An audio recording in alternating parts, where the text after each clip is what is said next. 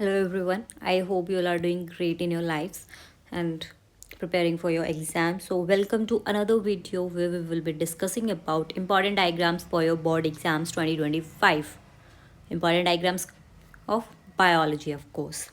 Okay, so आज की video में we will discuss about the क्या लगता है किसके बारे में हम बात करेंगे आज. Any guesses? पिक्चर देख के किसी को कुछ लग रहा हो? बिल्कुल सही लग रहा है भाई. Diagrammatic view of ovary. ठीक है, आज हम इसके बारे में बात करेंगे. So before starting my video एक बार ओवरी के बारे में थोड़ा सा क्विक समरी से बता देती हूँ. फीमेल रिप्रोडक्टिव पार्ट है. ठीक है, ओवरीज फीमेल में 2 ओवरीज होती हैं. ठीक है, इसके अंदर बहुत सारे ओवम होते हैं. ठीक है, लाइक इन बिलियंस ओवम्स होते हैं इसमें. और जो ओवम्स होते हैं वो हमारे फीटल जो फेज़ होता है बेबी का, लाइफ का जो फीटल फेज़ होता है उसी में सीक्रेट होने स्टार्ट हो जाते हैं. And after birth the secretion of ovum stops. वो सिर्फ मैच्योर होना स्टार्ट करते हैं उसके बाद से. ठीक है, सो अब हम इसके डायग्रामेटिक व्यू के बारे में बात करते हैं. तो सबसे पहले मैं एक बात बताना चाहूँगी, ये आपके जो बोर्ड का मेन एग्ज़ाम है उसके लिए भी इम्पॉर्टेंट है और आपके प्रैक्टिकल्स के लिए भी इम्पॉर्टेंट है, क्योंकि प्रैक्टिकल्स में भी आपके लिए आती है ये लेबलिंग. ठीक है, तो अब हम स्टार्ट करते हैं हमारे उसके बारे में. सबसे पहले I will explain you the diagram. तो जो हमारी ओवरी है ये हमारी 3 लेयर्स में डिवाइडेड है. तो जो इनर मोस्ट लेयर है इसकी, जो मैंने ब्लू से ड्रॉ करी है, उसको हम बोलते हैं स्ट्रोमा. और जो रेड से ड्रॉ करी है जो मिडल लेयर है, इसको हम बोलते हैं जर्मिनल एपिथीलियम, जिसके जो सेल्स होते हैं वो क्यूबॉइडल शेप के होते हैं. और जो ग्रीन से ड्रॉ करी है इसको बोलते हैं हम विसरल पेरिटोनियम, जिसके सेल्स जो होते हैं बिल्कुल ही फ्लैट होते हैं. ठीक है, अब इसमें ओवरी के अंदर जो है हमारी ओवम की फॉर्मेशन कैसे होती है हम पहले वो देखते हैं.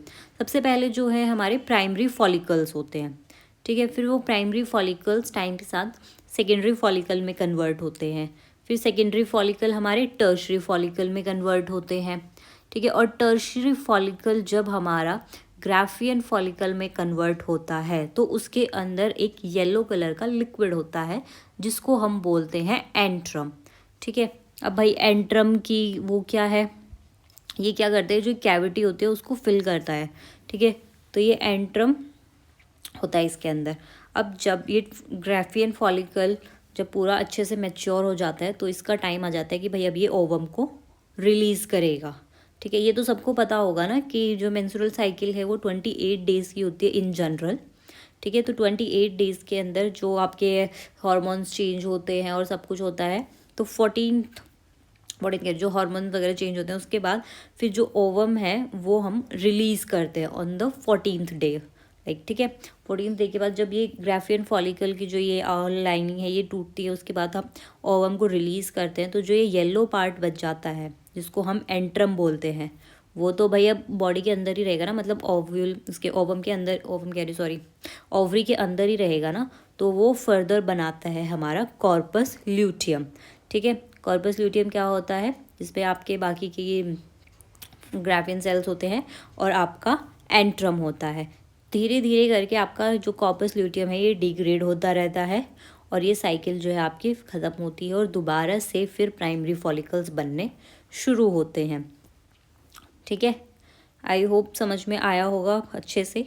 तो अगर आपको ये समझ में आ जाएगा ना तो आप इजीली, आपको रटने की ज़रूरत नहीं पड़ेगी डायग्राम्स को कि यहाँ पे क्या था, लेबलिंग आ जाए तो कन्फ्यूज हो जाओ. तो आपको पूरी एक प्रोसेस याद कर लो बिल्कुल. ठीक है, आप इजीली डायग्राम को बना भी सकते हो और लेबल भी कर सकते हो और इसके फंक्शंस भी आप लिख सकते हो आराम से. ठीक है, तो एक बार हम फिर से शुरू करते हैं और डायग्राम्स की लेबलिंग करते हैं. ठीक है, अब मैंने बताया सब कुछ बताना. आउटर मोस्ट लेयर कौन सी है हमारी, विसरल पेरिटेनियम. ठीक है, फिर उसके बाद बीच वाली लेयर आती है जिसको हम क्या बोलते हैं, जर्मिनल एपिथीलियम, जिसके सेल्स कैसे होते हैं, क्यूबॉइडल. और विसरल के सेल कैसे होते हैं हमारे, फ्लैट सेल्स होते हैं. उसके बाद आती है हमारी स्ट्रोमा. ठीक है, स्ट्रोमा जो है ये 2 उसमें डिवाइडेड है. एक तो है हमारा इनर थीका, जिसको हम थीका इंटरना भी बोलते हैं, और एक है हमारा थीका एक्सटर्ना. ठीक है, उसके बाद हमारा ओवम है जो रिलीज़ हो गया. फिर जो स्टार्टिंग में आए प्राइमरी फॉलिकल्स, फिर सेकेंडरी, फिर टर्शरी, और ब्लड वेसल्स तो ऑब्वियसली होंगे ही प्रेजेंट्स, ठीक है। और जो येलो पार्ट इसको क्या बोलते हैं हम, एंट्रम।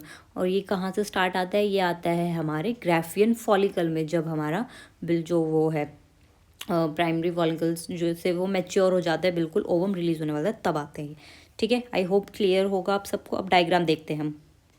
तो सबसे पहले हमने देखा था ब्लड वेसल्स हैं, ठीक है। फिर उसके बाद हमने देखा कि प्राइमरी फॉलिकल्स बनते हैं, फिर वो सेकेंडरी फॉलिकल्स में कन्वर्ट होते हैं।